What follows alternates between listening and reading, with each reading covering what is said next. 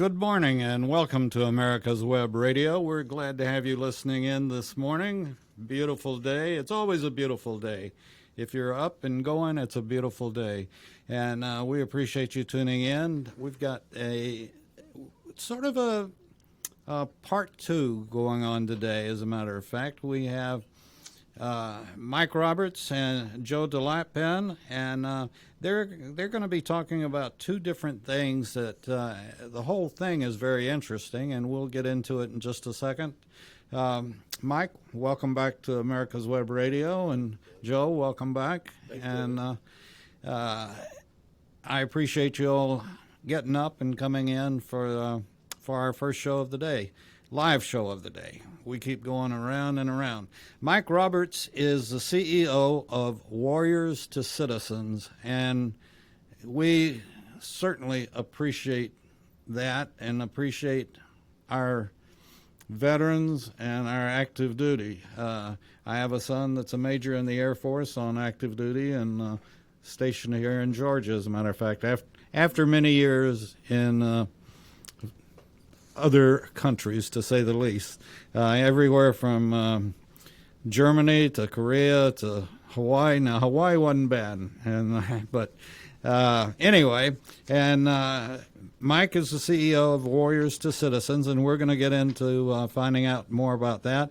And then we have Joe Delapp, that's a board member of St. Jude's Children's Hospital. And when you all were in the past, we talked about St. Jude's, and so we're going to jump right into it and talk about what you all do. And you've got an event coming up, right? January 28th. January 28th. And what kind of an event is this? It's a virtual event. We originally were going to be an in-person event because of COVID. Like many other people, we had to change. So it's a virtual event. They'll be shown or aired noon on January 28th. That's a Thursday, and it'll run about an hour to an hour and 20 minutes.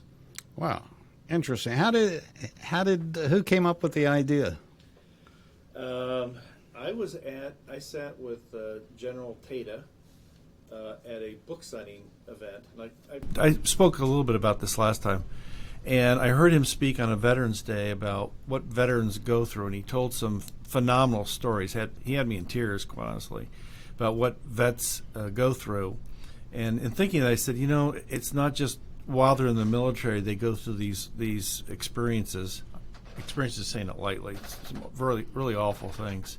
But that lasts as it goes on. And I thought more about what they go through, and I said, what happens to these people, these soldiers, these first responders, is similar to what kids go through with cancer. It doesn't sound like they're similar, but both groups have long-term needs, either medical or psychological. And so what these vets go through, our kids also go through. So I said, I'd like to do something for vets, and I obviously have been doing things for kids. I've been on the board 16 years at St. Jude, the fundraising board at St. Jude. And I ran into Mike. And in talking to Mike Roberts, who's sitting here on my left, we started talking, and I expressed my interest in doing something with another charity. And St. Jude doesn't do a lot of things with other charities. It's usually just a St. Jude event. But Mike expressed interest, and so in the end, we decided that we would join forces and do an event that would be together with the two groups. So how quick did this really come together? It actually came together pretty quickly.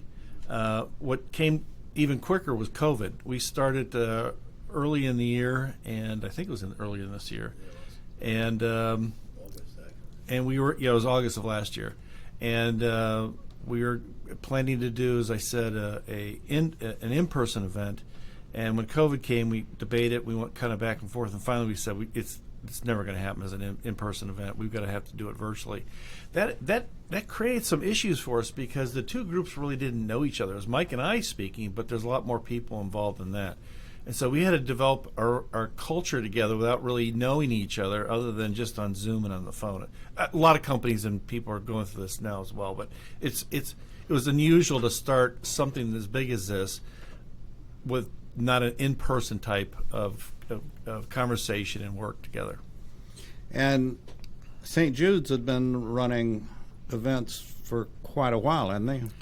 We, believe it or not, St. Jude, to raise the money it needs to have to help these kids and do research, they do about 30,000 events a year in the United States. 30,000. Wow. They raise a lot of money. I believe it. Gee, 30,000? 30,000 events. And that most of those are in-person events. So this is a very unusual thing.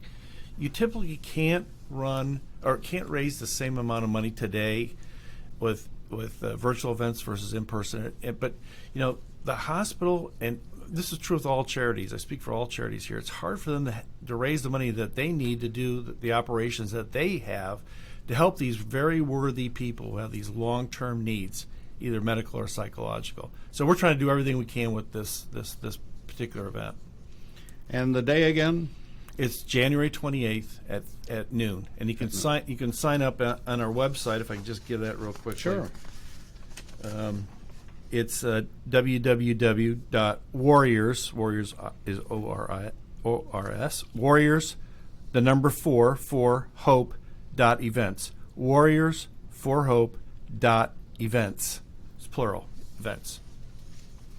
And Mike, let's get into talking right quick about Warriors to Citizens, okay? And just to sort of describe, we know St. Jude's and the outstanding work that they do, and when you all were in the last time, we talked about Danny Thomas and starting it on all of that, you know, what, and I guess one of the things that I'm always amazed at with their ads is that the families and the sick child, or obviously the child's not going to pay anything, but the families don't pay a thing.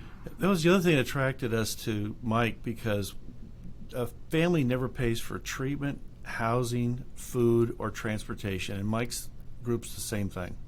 Wow. Well, let's talk about Warriors to Citizens. Okay, so thanks again for having us. Not to be repetitive of what we talked about the last time, so I'll launch into just defining what we do kind of fairly uniquely. And what the difference is, as we estimate, what our client says, is that we have a singular focus, and it's very narrow. It's on brokenness and repair. It's on healing and a very specific, objective way of approaching people. We don't make assumptions that people they're sick or they're ill or anything, they're dysfunctional, any of that. And that was pretty much the tendency in about 2004 and 5 when we first started realizing we have a problem in the military. We have a problem in broad terms, and that problem was we had a stigma attached to the brokenness and to being dysfunctional in a sense, because what we were trying to do is hide our emotional fears, hide our realisms, things we dealt with at home. We'd go home. I can recall thinking how often I've went through the airport. I'd see a soldier standing there. I'd walk up and say, "How you doing? Nice to see you. Thank you so much. Where are you stationed? What are you doing here today?" Bumming a cigarette. Maybe they'd be bumming a cigarette for me. And I look at their eyes, and they were so distant. What struck me is their distance and how almost dreamy-like they were, but they weren't dreamy-like. They were sad. They were just broken.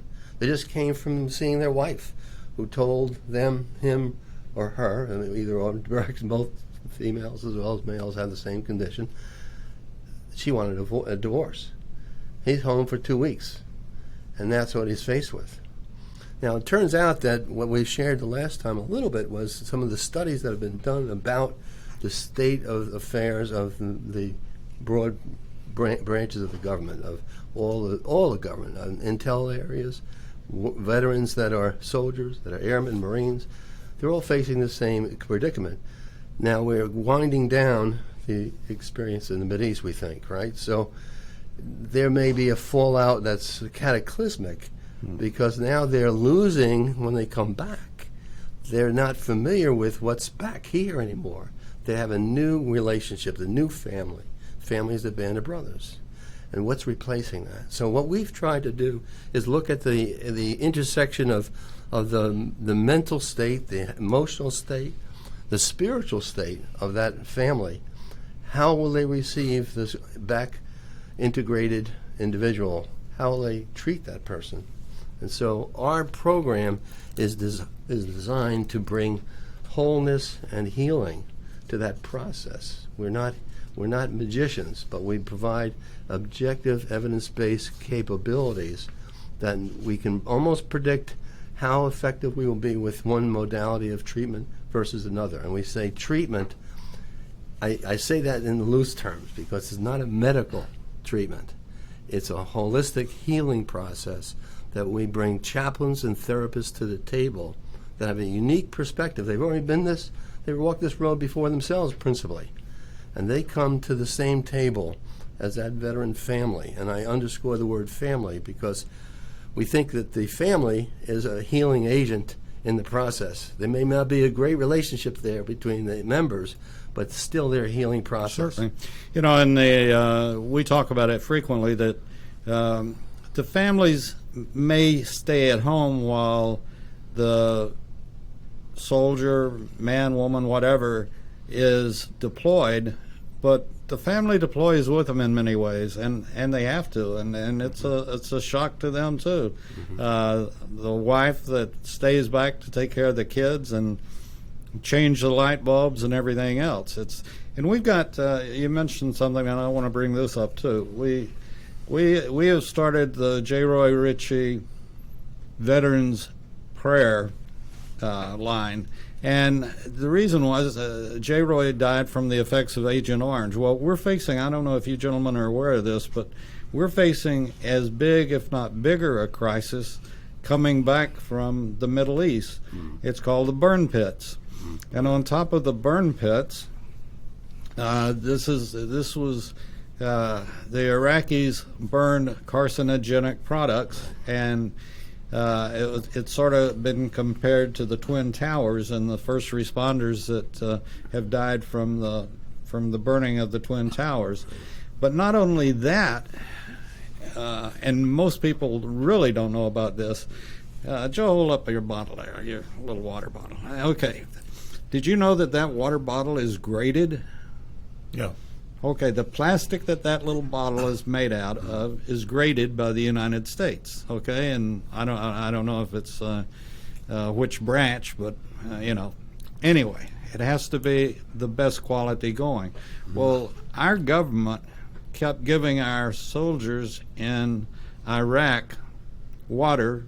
They didn't bring it over from the United States. They were taking it from the Iraqis or buying it from the Iraqis, and we're saving money. Well, they save money, but they use an inferior form of plastic that is causing all sorts of kinds of problems in people that have been returning to the United States from being deployed to Iraq and other parts of the Middle East.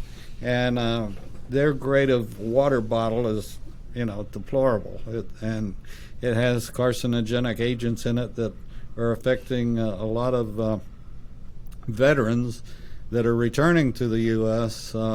With colon problems and all sorts of things that are going on. And I just pray that our government doesn't mess around like they did with Agent Orange and before they decided, oh yeah, that it's a killer. Well, so are the burn pits and so are the water bottles. And we should put pressure on our Congress to go ahead and get that accepted in VAs. Yes. I know the military personnel have a higher incident rate of several diseases. It's higher than the normal population.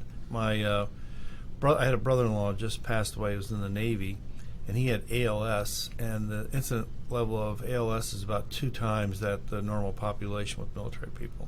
Well, our bodies are designed to basically be at a sort of an even keel, and we expose our military to things that are just not everybody in the military, but those that are on the front line, those that have lost their friends, those that, depending on how they're deployed, and we expose them to things. And this is one thing.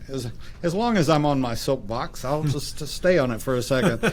I don't think anybody in Congress should have a right to vote on some type of military, like, to me it's just crazy that that somebody will vote on a weapon, on rules of engagement. No, thank you. I don't think Feinstein would know what rules of engagement were if she hit her head on it, And so, if you haven't been there, hadn't walked in the man's shoes, how do you know what's best for him? And I think this is something that we should address. Only 1% of the population ever serve in any function. Right. For the military or any other way, and I think that everybody should have to do their part for the government. It doesn't have to be necessarily in the military. It can be some other means, but this is such a great country, and not to... It's one of the reasons why Mike's organization actually exists, is that no one really takes care of these soldiers after a certain point. Especially the particular issues that Mike's group is dealing with. I'll give you another one, and we're very close to this, Mike, and working more and more every day on it as best we can. But do you realize that 1 out of 4 homeless that are on the street are veterans? I didn't know That's right. Yeah, 1 out of 4. that's amazing. That's Yeah. that shouldn't be. No, it certainly shouldn't be. Well, if you look at the care model, aftercare model, we say thanks very much. Thanks for your service. People come back. They're coming back in large part. They're already back, but they're still. We don't know what the future lies, right? So the reality is we need a system that restores the permanency of care, not one-off, not a good feel-good program. Let's go camping this weekend, but a long, systemic, very technically driven program that can have a result, and supporting it. So this event that we're talking about doing, the real reason to do that is to get corporate involvement, to have them realize that this freedom isn't free. We've heard that before, maybe overused sometimes, but it's factual. And the people that come back, all you have to do is sit down, like I said in the airport, and look in their eyes. And it tells the story. We're hurting. We need help. And they don't even know how to ask for help. No, and a lot of them don't even realize they need help. And then that affects the family and everything else. Right now we're going to take a short break, and we'll come back with Joe and Mike in just a moment. But as I mentioned, we started the J. Roy Ritchie Veterans Prayer, or Prayers for Veterans, and it's veterans praying for their fellow veterans, be man, woman, whatever, praying for their fellow veterans that need help. And it may be financial, it may be a relationship, who knows? But if you know a veteran, or you are a veteran, and you need help, and all you have to do, we have a form on our website, on americaswebradio.com. Fill it out, and it's all confidential. We don't sell email addresses. We don't do anything with it other than we pass your name on, and like I will pass on Philip Calhoun is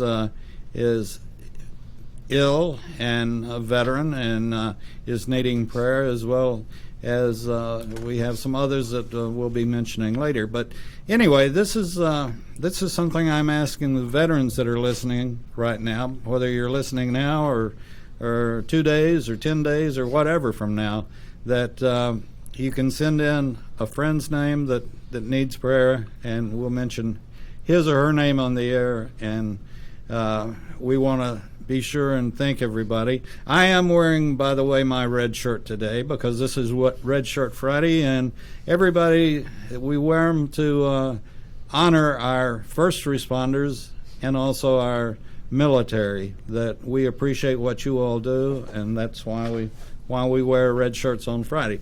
So let's get back to talking about. Let's get back to talking about warriors to citizens, and there is a big transition, and unless you've been there, done that, you can't imagine what it's like. And at least now we have, particularly Vietnam veterans, are welcoming back our military from the Middle East, going to the airports and making sure that what happened to veterans coming back from Vietnam doesn't happen to any other veterans or any other service people. So let's get on and how many people, Mike, are in your organization? I didn't see that question. So that's a variable. Let me tell you why I can answer that way. We start out totally being a nonprofit with the intent of volunteerism. Bring in the volunteers, those that have walked in those shoes, that have been veterans, or are veterans, I should say, and have in fact come back from perhaps Mideast somewhere. And now they really see the value of being a caregiver, and they become engaged with us. And before you know it, it's in some cases, I'd say maybe 75% of the cases have been with us since 2012. Wow. And so they're volunteers, and they may be very busy with their work, or they may be retired, if you will. And there are several of us that are, in fact, retired. But this pursuit of building and restoring and creating futures together and optimism together with the veteran and their family is a very rewarding experience. Most of us have stayed with it because we see in those eyes a spark, and the spark is something we've helped create. That's great. And the facilitation of change comes by the commitment of these volunteers, and still to this day, as I said, we have maybe 75% of the people started out. That's probably more or less under 50, but we, from time to time, we always need help, always need volunteerism, and there's plenty of things to do, and particularly so as we're doing this work now with St. Jude's, and it's a great honor and great privilege. I want to get back to St. Jude's for a second. Who's going to host this? Both charities are hosting it, both Warriors to Citizen and St. Jude. Who's going to be your... the host? Pardon me. That's all right. So Lee Greenwood, who sings God Bless the USA, won, I think, Grammy for that, and maybe a couple other Grammys, is our host. And I have to tell you, while I have not personally worked with him directly, I've been working through a friend of mine who was able to help land Lee for this event. And Lee, I cannot say enough nice things about Lee. He's done everything we've asked. He's done promos for us. I think he's going to do a promo for your show, in fact. He's done promos for us. He's going to sing a special version of God Bless the USA during the show, so that'll be there. I may have given away the end reveal of the show, but he's gonna sing that. I sent him last week about 9 pages of scripts to read, and didn't flinch. Wow. He even I know this is a charity, but the goodness of his heart, he had his own video crew come to tape him and record him and do the mix and everything. So it was something we didn't have to pay for. I don't know him at all, but as we mentioned, I believe, or when we were just talking, that he must be just the nicest of the nice. Class act. Yeah, he did a thing for a friend of mine, Nick Snyder, many years ago, and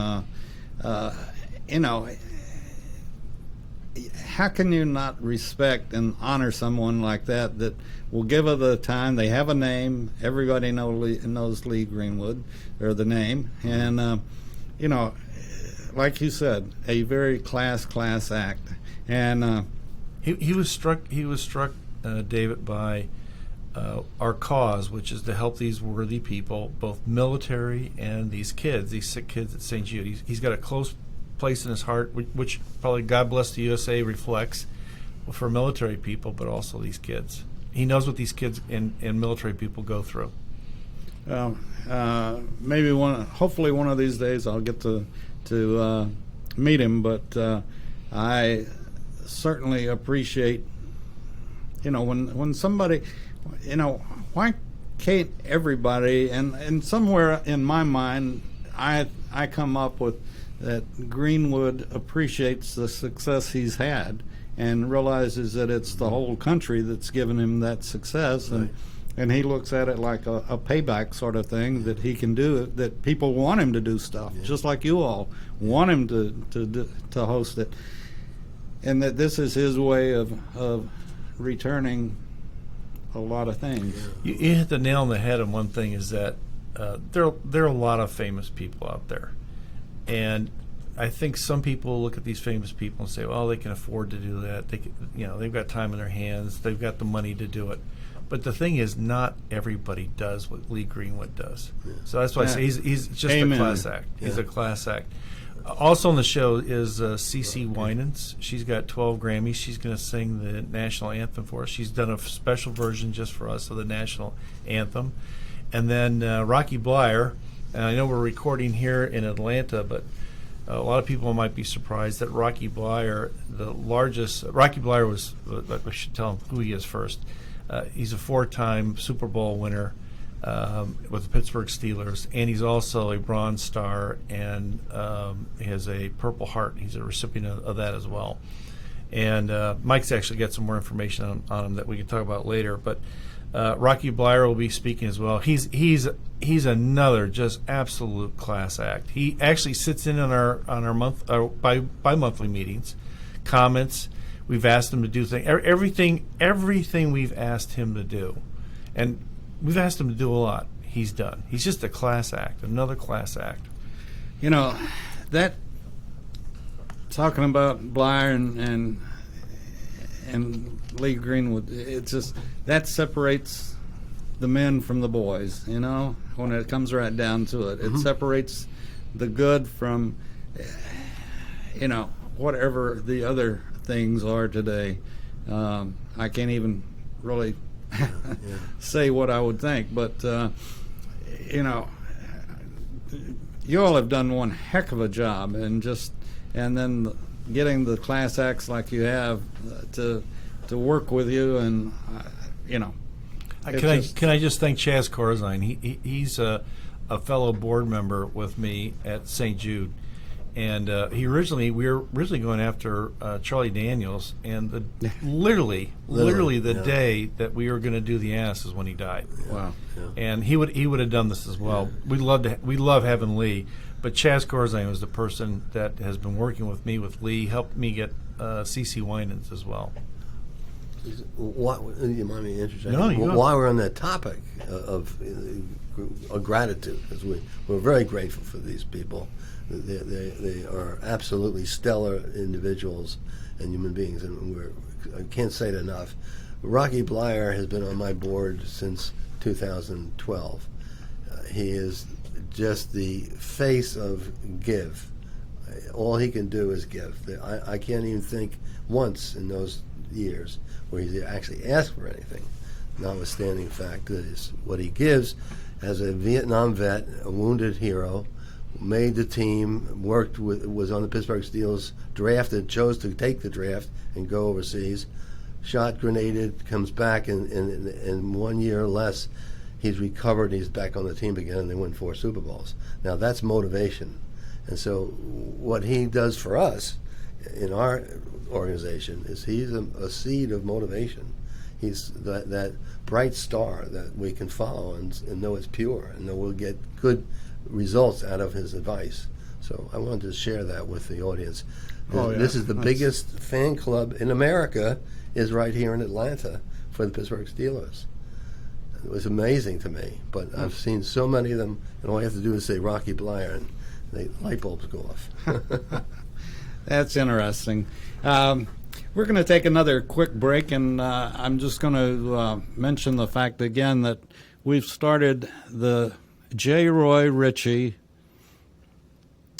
Prayers for Veterans line, and if you're a veteran or you know a veteran that needs prayer, all you have to do is send their name in, and we'll be glad to put it on the air and ask all of their veteran brothers and sisters to say a simple prayer for them.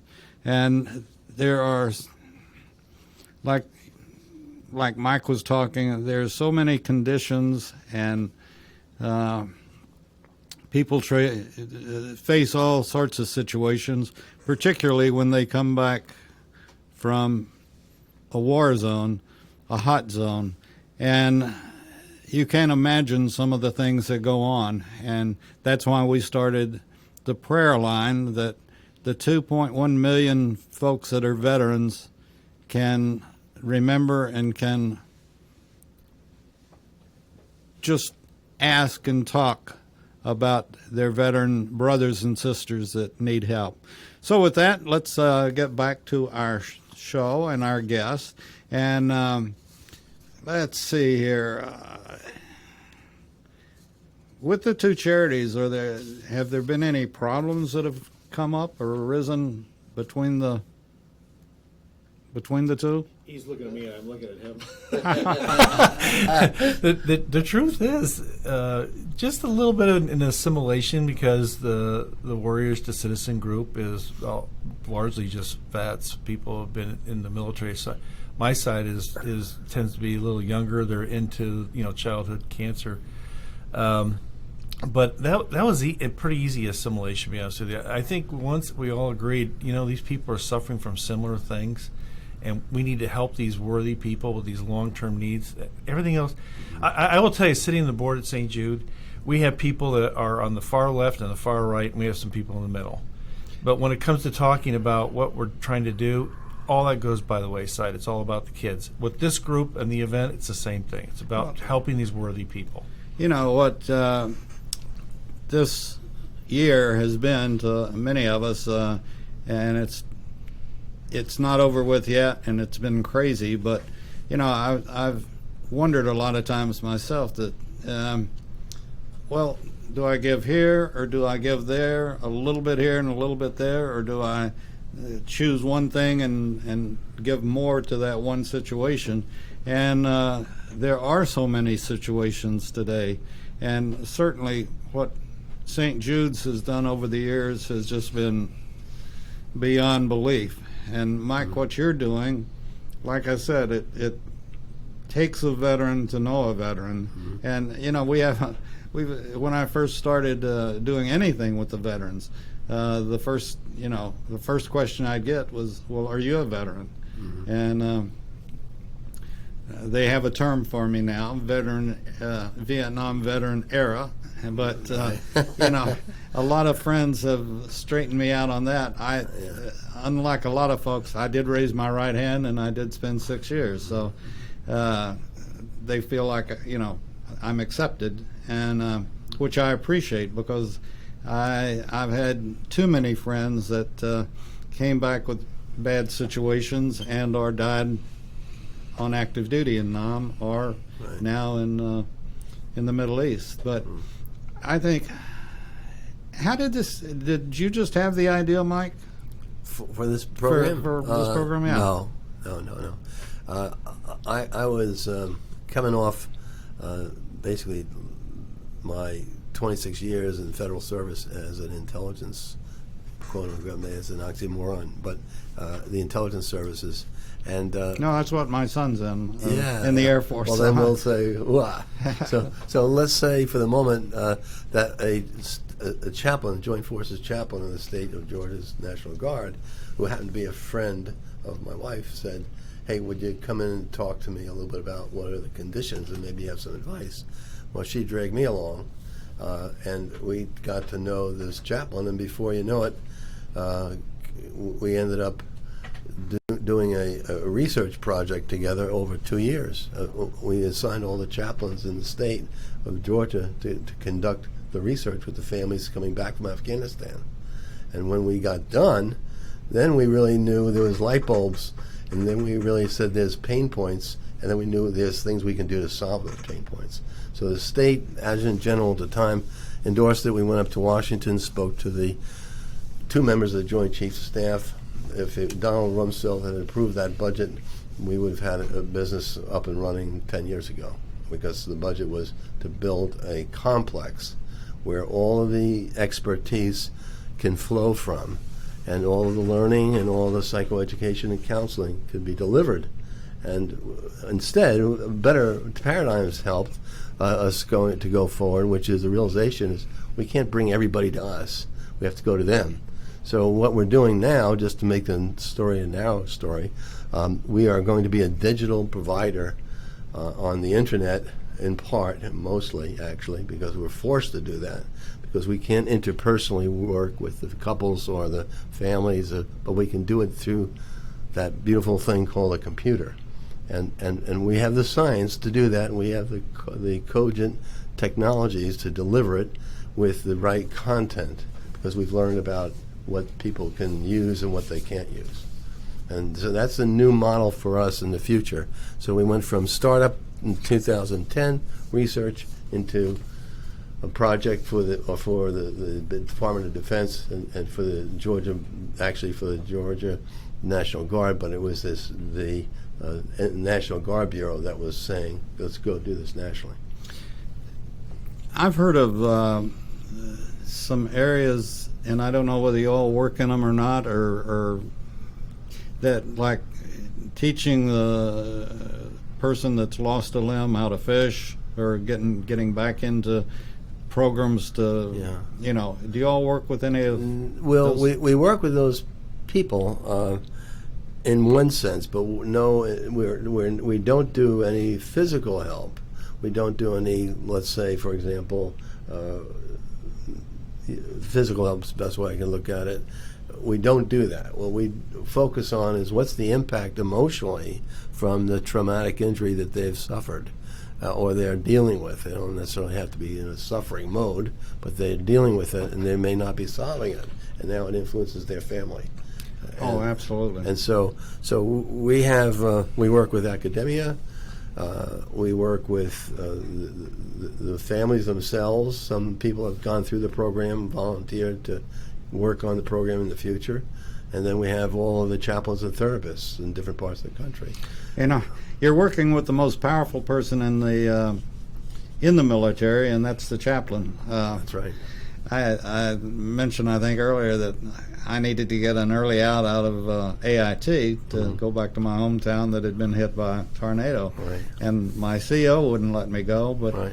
I went to the chaplain, and 2 hours later I was on a plane. And Right. the chaplains are, they're very important. And They're so important that I mentioned the 3 other people that are in our program. There's 4 others that I'd like to just mention. The first is Doug Carver, General Carver. He's a 2-star general, and he was head of the chaplains. He knows what these families go through, both on the military side, and though I don't know if he's actually dealt with St. Jude patient family, it's very similar. These kids and their families go through the same kind of things that these warriors do when they come back. So that's one person. The second one is Grant Mcgarry, who is a ranger. He wrote a book, and I don't remember the name of the book. Mike, do you remember? A Night in the Peck Valley.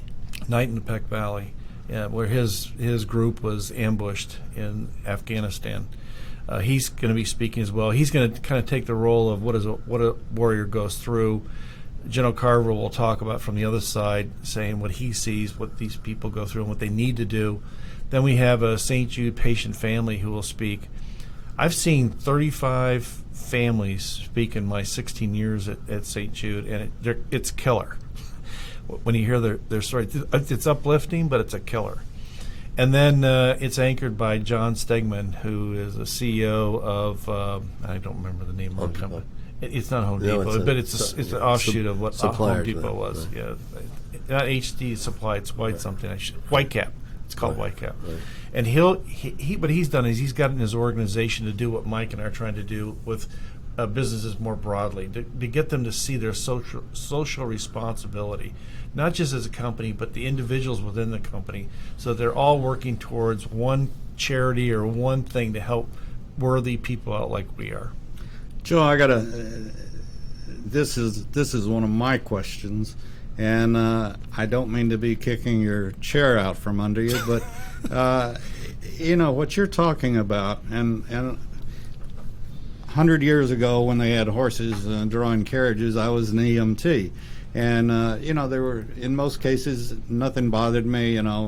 Pick up whatever I had to pick up, but what you're talking about, I'm sitting here thinking about particularly the wonderful, beautiful nurses that go to St. Jude every day and work with these kids. Talking about PTSD, Right. How do they, is there a program for them? I mean, I couldn't. I have two sons that I love dearly, and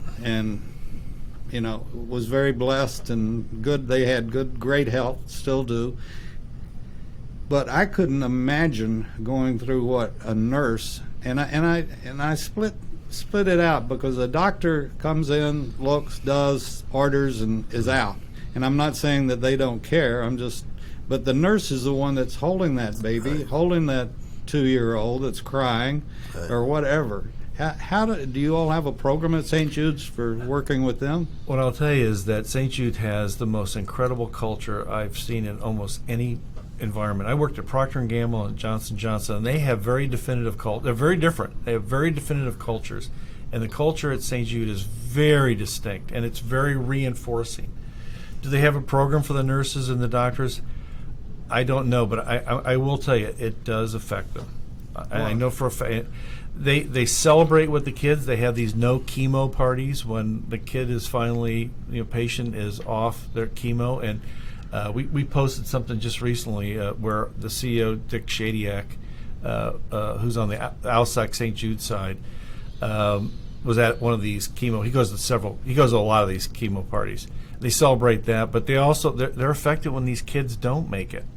It affects them as well. But I'm sure they have something. What I'll do is I'll find out for you. Okay, talking about human trauma, and again, I don't know how St. Jude's works at all, and I don't know if they have a volunteer program at St. Jude's. But again, people. We have every advantage in the world today. Like you said, you pointed at the computer. Well, for me, the computer's, I think, more frustrating than it is useful a lot of times. But at the same token, we have the incredible abilities to learn and do things. And I hope that people that are listening will check out St. Jude's and see if they can volunteer. And certainly the same thing with you, Mike. If if somebody has gone through a family member coming back, and in some ways, if they come back with Old Glory draped over their cast, and this sounds terrible, but that sometimes is better than the one that comes back that's the Broken. Yeah. That's broken. Yeah. Exactly. Yeah. Thank you. Yeah. Well, there's hopefulness for the one that's broken. There's not hopefulness for the one that's obviously not broken, is deceased. So with his, I met a colonel a year ago who has one eye, one arm, one leg, and his demeanor was something that I would love to be able to emulate under any circumstance. His strength and resiliency was almost so strong you could cut the air with it, and he spoke in terms of rebound and keeping your eye on three different elements of being resilient. But resilient isn't even the right word. If I think someone lost an eye, an arm, and a leg, within a year after he was repaired and able to get around, he was doing jumps again. He became the Special Forces commander here in our state of Georgia. He's back in active duty. And he's still in active duty. Ken Dwyer, Colonel Ken Dwyer, and I would encourage you to. I have a tape that he's taped for me, basically, because he's now going to be the Special Forces director come the new year, likely. I can't say officially. I know not part of that officialness, but he'll be down in Tampa running SOCOM. Now, that's to me amazing. But when I listen to his strength that came from the repair, from the brokenness where people came around him and helped him. Alex Smith that just broke his leg in the Washington Redskins game, what, 6 months ago. He was treated down at Fort Sam Houston in the medical center, and he's going to dedicate himself to that medical center because the Army Medical Center got him straight emotionally and mentally, and then he repaired himself physically. And he's going to play football again, just like Rocky Blyer, same type of situation. So what this experience has done is put us in the cross-section and the crosshairs of great people like this.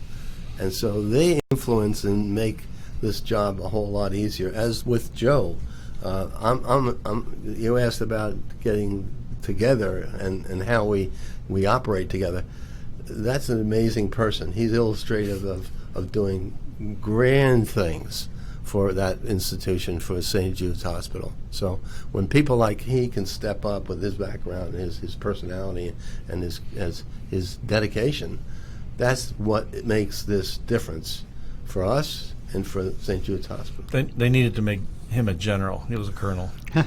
Well, I can only say that. I can maybe laugh. Don't say that. So I will tell you that the audience, if they can come to that 1 hour segment, they will hear more distinctly from others about what this program means, and then they can say, "I will put my skin in the game. I will do something about that." Whether it's donate funds so that we're more effective, or if it's actually showing up and being volunteers, and there's plenty to do. You know, in the website, which I gave before, I'll give it one more time. Please, get your pen and paper and write this down, folks. It was www.warriors, the number 4, Warriors for Hope, all one word, Warriors for Hope, using the number 4, Warriors for Hope, .events, plural. In the website, we have a place that people can donate. And in the donation, we have some set levels. There are a lot. And we actually show what a donation, say, of $250 does for the two groups. I know from the St. Jude side, I think $250 actually buys 10 no chemo parties at St. Jude. So we got a purpose behind each of the donation levels that people can look at, and they can give whatever they feel good about. The other thing that we could still use is we could still use some additional sponsors. And I just reiterate that while a lot of businesses are suffering, a lot of charities are suffering as well, because they've lost their ability to be able to raise the money that helps them fulfill the missions that Mike and I are doing with these very worthy people with long-term medical and psychological, issues. Joe, there are two St. Jude locations, correct? Say that again. How many locations does St. Jude? St. Jude is all over the country, but it has one major campus, one major hospital, which is in Memphis. Okay. It's a huge campus. I mean, not only is the hospital there, the research center is there, and these long-term stay patients, they have buildings. One's called Target House that Target donated. They actually have 2 buildings there. Ronald McDonald is another one. They have a building there. And then there's a third one that used to be the Memphis Grizzlies gave, but that's since been turned over to another group. But it's a huge, huge campus in Memphis. But they have regional offices. We have one here in Atlanta that's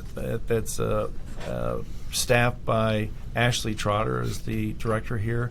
She's got a staff of 8 to 10 people who help work this area. I just want to publicly say thank both of you for what you all are doing, and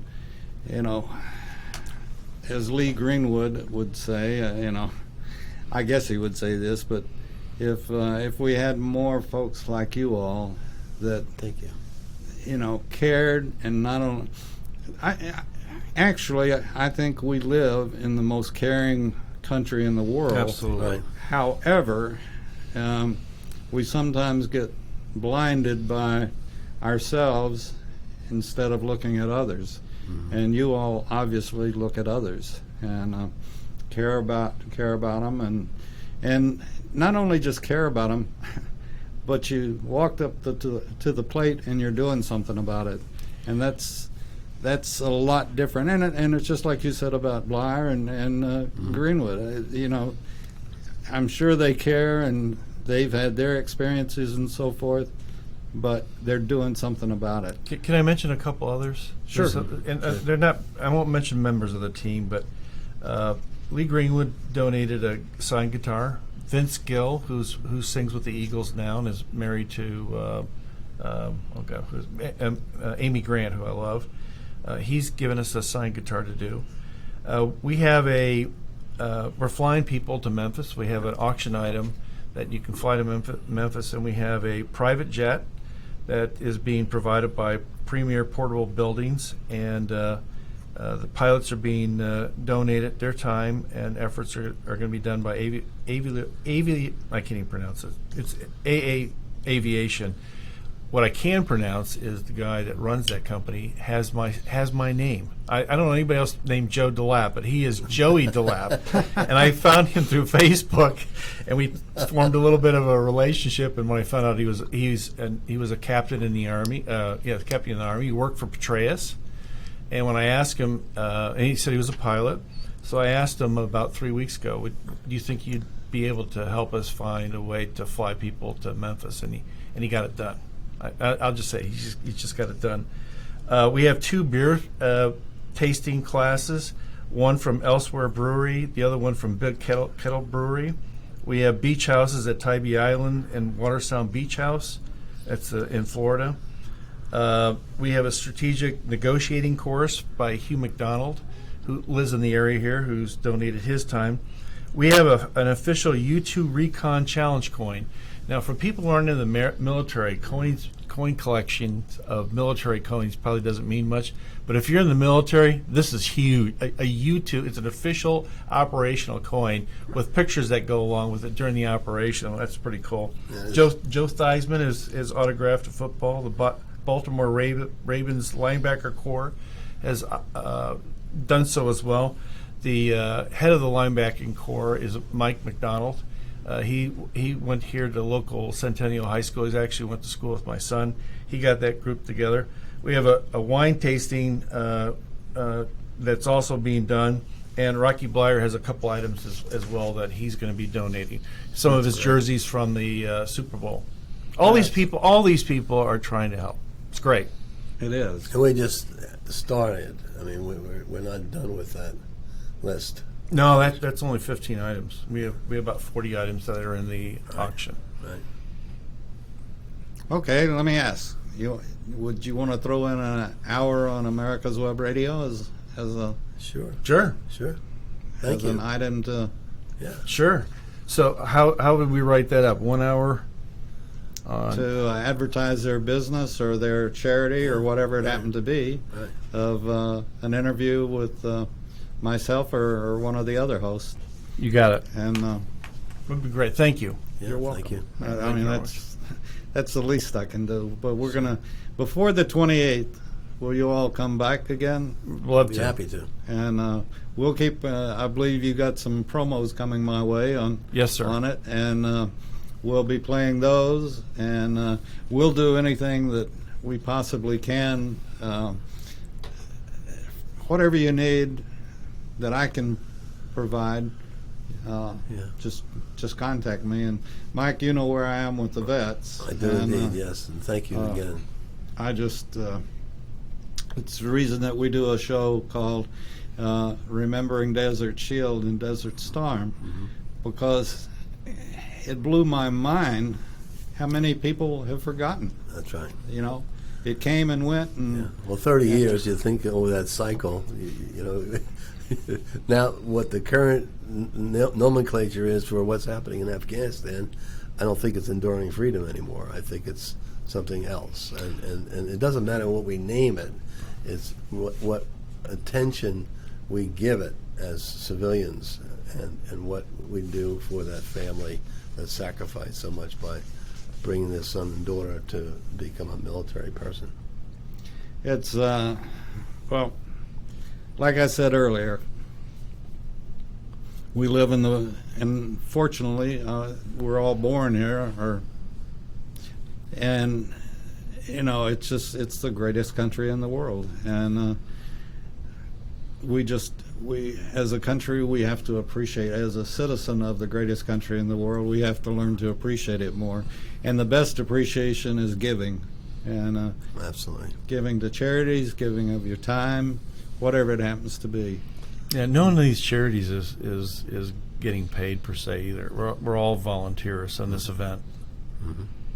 I think it's wonderful, and like I said, I appreciate what you all do, and we're gonna, as best we can, support you and look forward to you all coming back. Sure. We'll make something happen the first of the year. We'll give you some behind the scenes what we did to put the program together next time. Okay. Yeah.